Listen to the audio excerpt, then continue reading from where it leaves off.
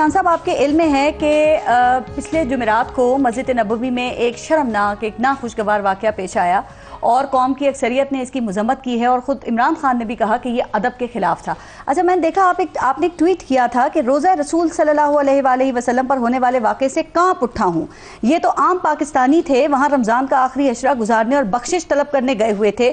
سوچو کہ ان کے دلوں میں ان حکمرانوں سے نفرت اتنی شدید تھی کہ وہ روزہ رسول کا احترام بھول کر نعرے لگا رہے تھے اور گریبانوں میں جھانکو، مغفرت طلب کرو. اور یہ صاحب، یہ آپ جسٹیفیکیشن دے رہے ہیں سر یا مذمت کر رہے ہیں؟ تھوڑی کنفیوژن ہے آپ کے اس ٹویٹ کو لے کے. لیکن میں بالکل جسٹیفیکیشن نہیں دے رہا ہوں. میں بالکل بہت خوفناک بات ہے، بہت کانپنے والی بات ہے. لیکن آپ مجھے یہ بتائیے، ایک آدمی جو 4-5 لاکھ روپیہ لے کے یہاں سے جا رہا ہے اور وہ لگا کے جا رہا ہے اور وہ آخری عشرے میں وہاں جا رہا ہے اور وہاں اس کو اچانک کیا ہو جاتا ہے؟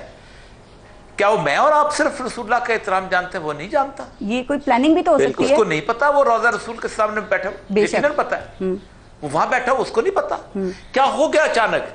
یہ ہم نے اس کو کہاں پہنچا دیا. اور سب سے بڑی بات ہے، آپ خود سوچیں، ایک سمپل سی بات سوچیں کہ یہ لوگ چلو عام آدمی ہے، غریب مسکین آدمی ہے، عام آدمی. ایک بات تمہیں پلان تو ہے نہیں، وہ جا کے آپ صلی اللہ علیہ وسلم کے معاہدہ شریف پہ جائے گا، آپ رحمۃ اللہ علیہ میں معافی مانگ لے گا. لیکن اس حکمران کا کسی نے سوچا ہے کہ جس کو دربار رسالت کے سامنے جس کو چور کسی نے کہہ دیا، اس کا کبھی اندازہ ہے کسی کو؟ سر یہ بھی آپ کی کیا جسٹیفیکیشن ہے جو کہ آپ نے یہ ٹویٹ بھی کیا؟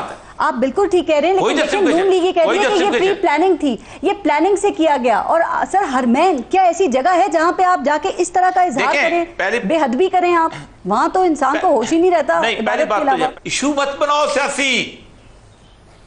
بالکل ظلم یہ ہے کہ پی ٹی آئی اور اس کو مل کے جب ایشو بنا رہے ہیں، یہ پلان تھا، یہ وہ. تو آپ کیا سمجھتے ہیں، یہ کیا سمجھتے ہیں وہ جو جنت البقیع کے پاس بیٹھ کے وہ پلان آتے ہیں؟ نہیں، ان کو صدیوں کا ایک ان کا مسئلہ ہے، دکھ ہے ان کا، وہ اپنا اظہار کر کے چلے جاتے ہیں. مجھے خود بتائیے کہ کیا یہ حکم نہیں ہے کہ مسجد نبوی صلی اللہ علیہ وآلہ وسلم نے آپ نے اونچی آواز میں بات نہیں کرنی؟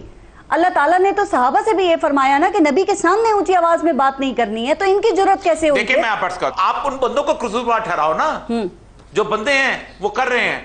آپ کہہ رہے ہو میرے رسول کے مقابلے پوری امت نے پلان کیا، وہ سارا کچھ کیا، وہاں جلسہ نکلا، جلوس نکلا. نہیں ہوا نا یار.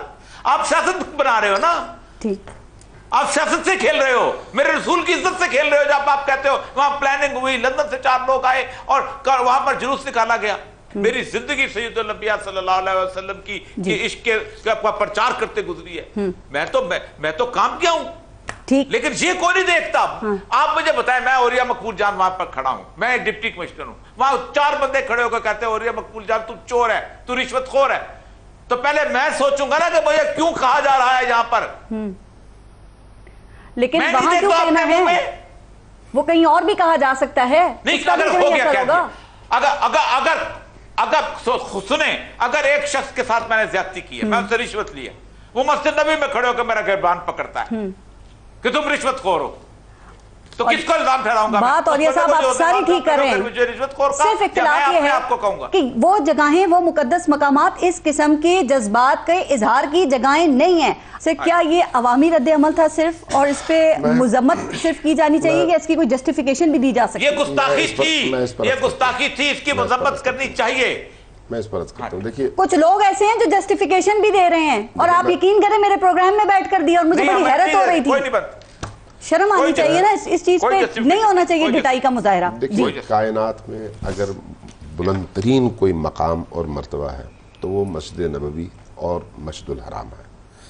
ان دونوں کا اپنا تقدس ہے. مسجد الحرام کا مطلب ہی یہی ہے کہ یہ حرمت کی جگہ ہے، یہاں پر آپ اس کے خلاف کوئی ایسا کام، کوئی ایسی حرکت کر ہی نہیں سکتے مسجد الحرام میں. اسی طرح سے مسجد نبوی ہے، نبی کریم کی بارگاہ ہے. یہ دو وہ مقدس ترین مقامات ہیں جہاں کی حرمت تمام روئے زمین سے زیادہ ہے. لیکن مسئلہ جو دکھ کا ہے وہ یہ ہے کہ دونوں جگہ کو اس وقت بھی ہم سیاست کے لیے استعمال کر رہے ہیں. مشکل یہ ہے اس وقت بھی مسجد نبوی کے مسئلے کو جس طرح سے میڈیا میں اٹھایا گیا ہے، اٹھانا چاہیے تھا. میڈیا سیاسی جماعتیں دیکھیں گے اس پہ احتجاج کر رہی ہیں. جی میں عرض کرتا ہوں، اسی طرح سے کچھ عرصے پہلے عمران خان کے خلاف مسجد الحرام میں بھی یہی سیم کیس ہوا تھا اور ویڈیوز آپ کے سوشل میڈیا میں موجود اور اس وقت دوسری سائڈ ڈیفینڈ کر رہی تھی. یہی میں عرض کرنا چاہ رہا ہوں. یعنی آپ نے اپنی سیاست کے لیے ان مقدس ترین مقامات کی حرمت کا بھی خیال نہیں رکھا.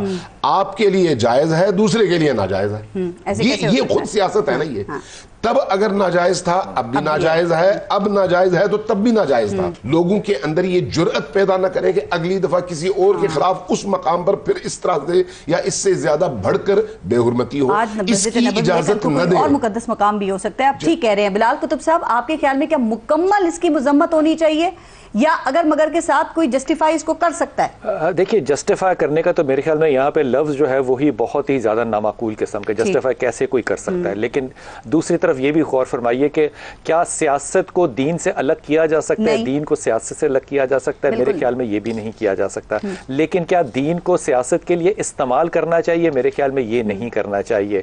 ہماری یہ چاہت بھی ہے اور دعا بھی ہے کہ ان چیزوں کو سیاست یا ریاست اپنے اندر نہ لے کر آئے, معاف کر دے. میں تو خدا کی قسم, میں اس شب, وہ 27 کی شب تھی ہمارے لیے, ہم تو سوئے نہیں تھے اس شب کو. لیکن پھر میں یہ بھی سوچتا رہا کہ ہمارا پہلا قبلہ اول بیت المقدس جو ہے وہاں پہ تو بہت زیادہ بدتمیزیاں ہو رہی ہیں نا, وہاں پہ بھی تو جوتوں کے ساتھ لوگ آ رہے ہیں نا, وہاں پہ تو گالی گلوچ ہو رہی ہے نا, وہاں پہ ہماری غیرت ایمانی کہاں چلی جاتی ہے؟ اب یہ سارے سوال بہت سوچنے والے ہیں اور علماء کرام کو جواب دینا پڑے گا. دونوں کے ادب کے ساتھ میں اپنے دوستوں کو ہدیہ کر رہا ہوں یہ حدیث شریف. وہ عورت جس کے اوپر اللہ نے آیت اتاری, جو کہ روتی ہوئی میرے نبی پاک کے پاس آئی اور اس نے کہا کہ میرے شوہر نے مجھے ماں کہہ دیا اور مجھے طلاق ہو گئی, یا رسول اللہ میں اس بڑھاپے میں کہاں جاؤں, میرے جوان بچے ہیں. اس کی چیخو پکار سن کے رسول پاک صلی اللہ علیہ وسلم نے کہا کہ روایت یہی ہے تو ہو گئی.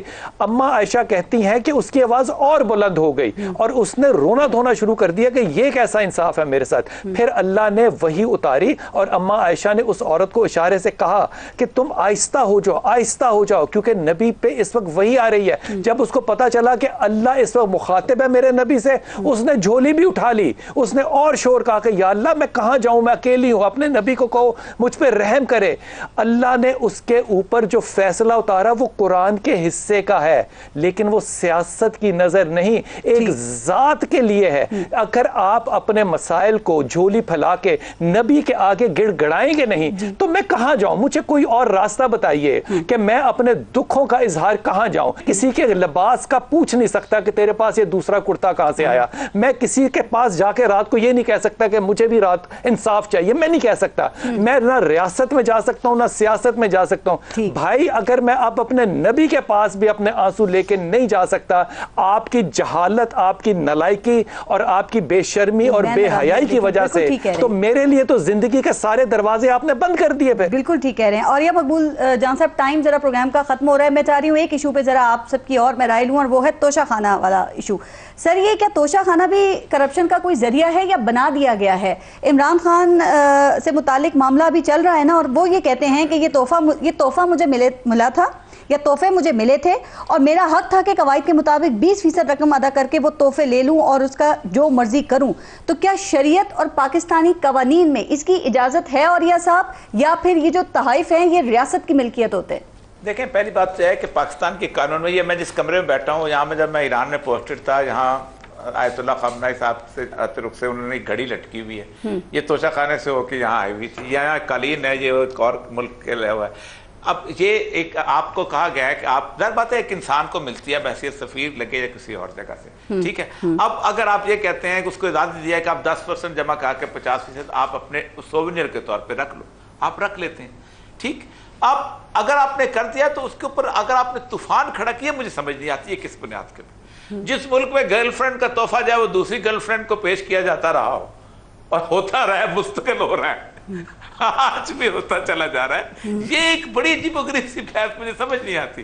آپ جب کسی کو تحفہ دیا جاتا ہے اس کی ملکیت ہو جاتا ہے, اور پھر آپ نے اگر توشہ خانہ میں رکھا تو تب بھی کیا, تب بھی آپ کو اس کو آپ نے اجازت دی نا, 15% پہ دی یا 50% پہ دی یا ساروں پہ دی, تو بنیادی طور پہ اس بندے کا حق ہے کہ وہ اس ملک کا وزیر اعظم ہے یا ملک کا گورنر ہے, یہ حق ہے اس کو جو تحفہ ملے.